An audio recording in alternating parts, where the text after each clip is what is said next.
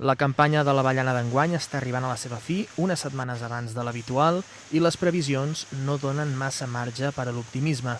Unió de Pagesos alerta que la collita arreu de Catalunya ha estat extremadament baixa a causa sobretot dels efectes de la sequera, les poques hores de fred per a la floració de l'arbre i de la manca de matèries fitosanitàries eficients per al control de plagues i malalties. Una situació extrapolable a la de les cooperatives salvatanes, Coselva i l'Avellanera, que encadenen una altra anyada amb un descens important en la seva producció. Estem trobant-nos en una campanya bastant atípica, tenim una baixada de producció important, no tan sols des d'aquest any, ja venim de 2 anys bastant dolents i creiem que ve donat per una suma de diferents factors, ja sigui tema de falta d'hores fred, tema també de falta de recursos hídrics, d'aigua principalment. Ens estem trobant que els recursos hídrics que provenen dels aqüífers ens estan reduint molt, la quantitat d'aigua que es poden extreure, ja sigui per la falta de pluges a l'hivern, en capçalera i demés, i també estem veient que la falta del reg de suport del pantà és un factor molt limitant i que ens està reduint molt les produccions. La situació enguany és bastant diferent a la que vam tenir l'any passat, que això no vol dir que sigui millor, sinó tot el contrari. Estem en uns nivells de collita que difícilment arribaran al 50% del que es va fer l'any passat. Això vol dir ja 4 anys seguits de males collites. Per tant, l'important no és la collita, sinó que la qualitat de l'avellana ens arribi al màxim de bé possible.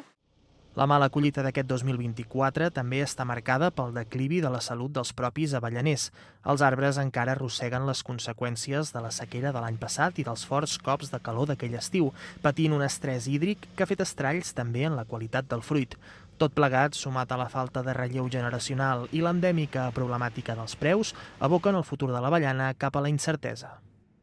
Hi ha molts components adversos com la sequera, la falta de relleu generacional, la limitació dels productes fitosanitaris. Això fa que hi hagi un desànim general i que alguns dels productors decideixin simplement no portar la collita, no plegar l'avellana aquest any, o fins i tot ja tirar la tovallola definitivament. Davant d'aquesta situació, les cooperatives salvatanes han hagut de reinventar-se per trobar noves formes de treballar pel futur econòmic i productiu del sector. En aquest sentit, des de fa uns anys, l'Avellanera ha començat a explorar eines per diversificar el seu producte, mentre que Coselva, des de les finques del Mas d'en Victo, es troba experimentant amb noves varietats d'avellana americana que es puguin adaptar al terreny mediterrani.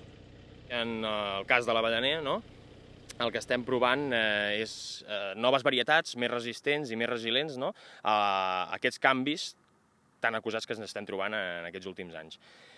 Fa 2 anys vam començar a plantar varietats americanes, 4 varietats, per veure quina adaptació tenien aquí en la nostra zona i a veure si la qualitat de l'avellana es comporta de manera similar a la que ja tenim aquí. És una cosa que està per veure perquè, clar, tan sols tenen 2 anys i això ho podrem començar a veure quan entrin en producció, d'aquí un parell d'anys o 3.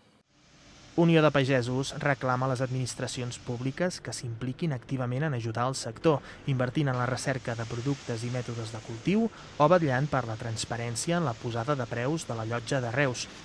El sindicat xifra per sobre dels 3 euros al quilo amb closca com el preu mínim per tal de garantir la sostenibilitat del cultiu dels avellaners, mentre que actualment la quantitat fixada es troba lleugerament per sota d'aquest llindar.